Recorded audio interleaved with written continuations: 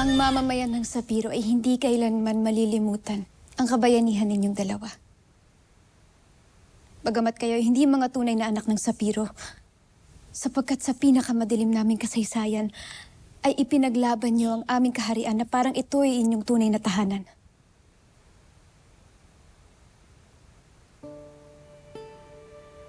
Kaya bilang pasasalamat, nais naming ihandog sa inyo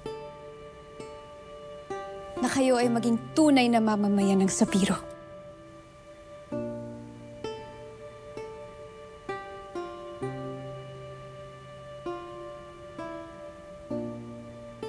Kamahalan. Lubos kami nagpapasalamat sa karangalang inihahandog niyo sa amin ngayon. Ito isang karangalan na hindi namin malilimutan habang kami ay nabubuhay. Ngunit hindi namin ito maaaring tanggapin.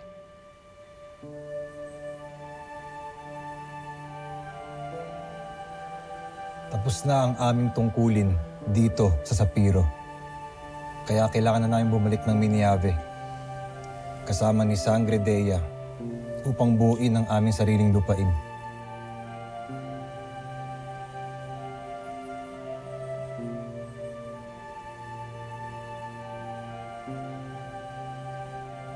Kung iyon ang inyong pasya, ay pinagkakaloob ng Sapiro ang inyong kahilingan. Ngunit tandaan ninyo, ang kaharian ng Sapiro ay mananatiling bukas para sa inyong dalawa. Abisala Eshma, mahal na Rama.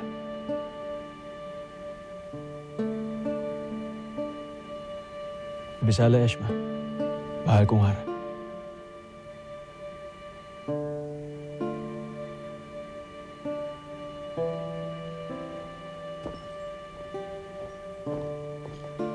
Mga kamahalan, nag-aantay na ang bulwagan. Handa na ang pagdiriwang para sa tagumpay ng Sapiro.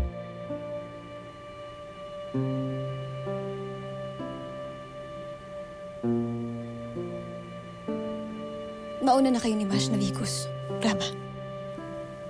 May kailangan lang akong gawin.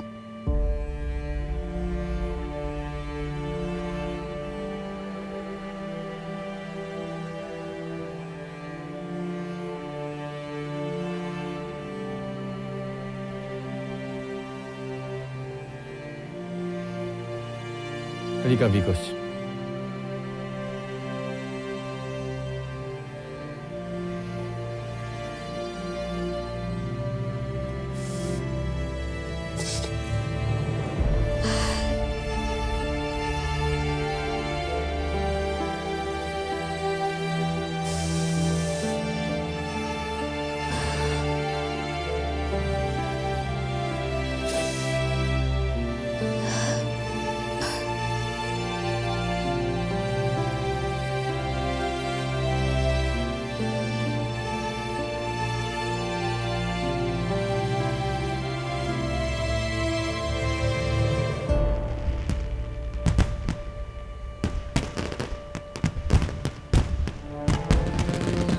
Ibolime! Sapiro! Ibolime! Ibolime! Ibolime! Ibolime! Ibolime! Ibolime! Mga mamamayan ng Sapiro, may isang panahon na inakala natin na tuluyan ng maglalaho ang ating kaharian. Pero ipinakita ninyo sa buong Encantadia na ang lakas ng Sapiro ay hindi matatagpuan sa ating muog o sa ating mga bako, kundi sa puso ng bawat Sapirian. Ibolime! Hara Armea! Ibolime! Ibolime! Ibolime! Ibolime!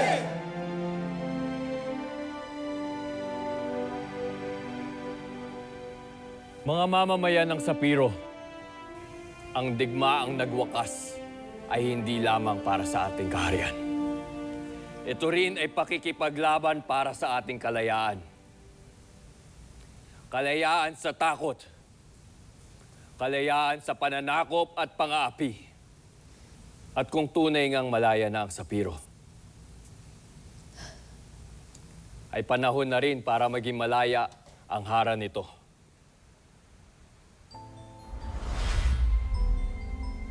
Na buong tapang na pinangunahan ng pakikipaglaban para sa ating lahat.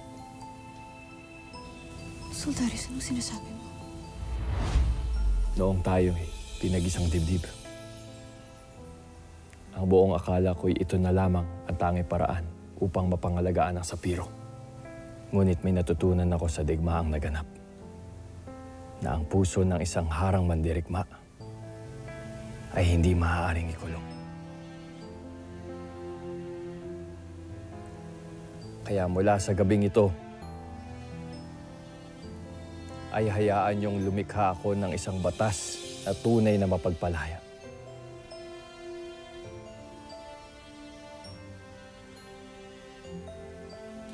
Bilang inyong rama, itinatakda ko ang pagpapawalang bisa sa aming kasal ng inyong hara.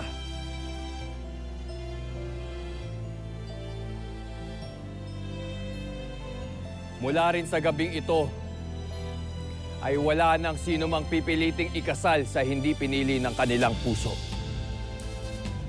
Ang batas na ito ay pagtitibayin bilang aking huling kautusan. Lalo't kasabay nito, ay nagbibitiw na rin ako sa aking katungkulan bilang rama. Sultaris, sandali, hindi mo kailangan gawin to. Hindi ito isang sakripisyo. Ito ay katarungan. Ipinaglaban mo ang kalayaan ng kahariang ito. Ngayon, ay binibigay ko na sa iyo ang iyong kalayaan, Armea. Nating dalawa. Lalo't karapat dapat ka sa gantimpalang ito. Higit pa sa akin, nais kong maging masaya ka na.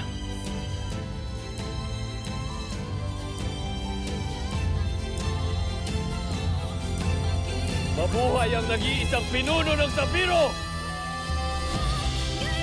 Ivo Libe Hara Armea!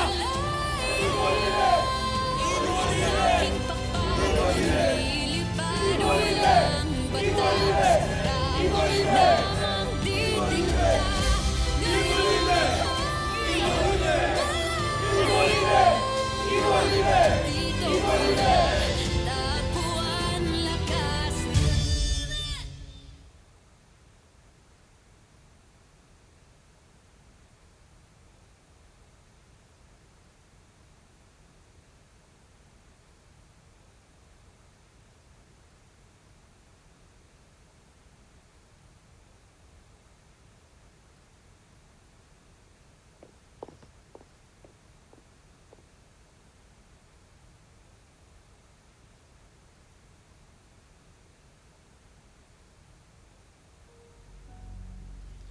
Umiwan ko muna kayo.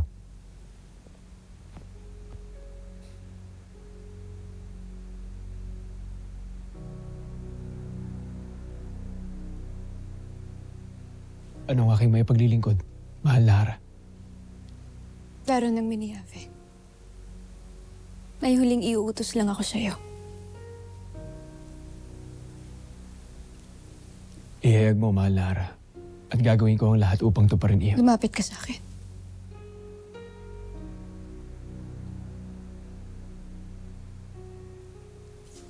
Mas malapit pa.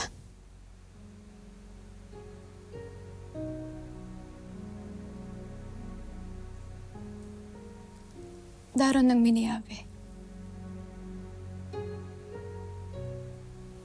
Ipagkakaloob mo ba sa akin ng karangalan na maging kabiyak ng aking buhay? At na hindi mo nalilisanin ang aking tabi simula ngayong gabi. Anong kaibangan ito, mahal na hara? Oo, hindi lamang ang nais kong marinig. Para sa aking hiling.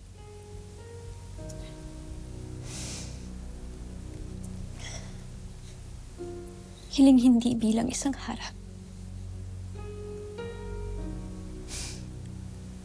Ngunit bilang isang babae na matagal na rin umiibig sa isang hindi niya kalahit.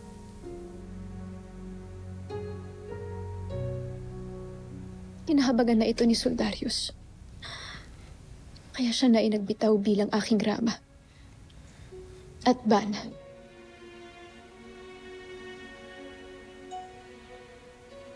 Kaya uulitin ko ang aking hiling.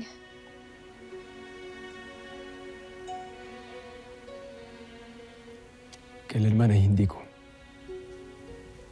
tatanggapin ang maging hari ng Sapiro.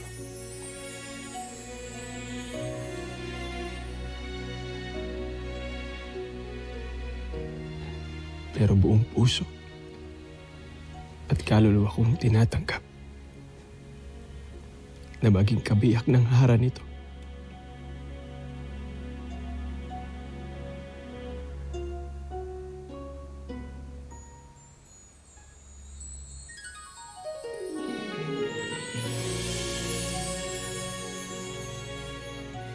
Nang gabing yun, ay natupad ang matagal nang ipinahihiwatig ng tadhana.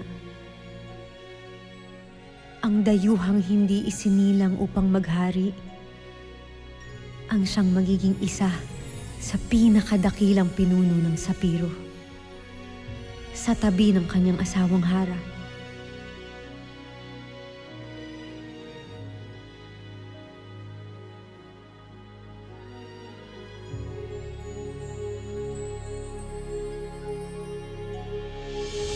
Ang Hatoria ay may bago ng hara. Nais kong maglingkod sa ilalim ng iyong pamumuno.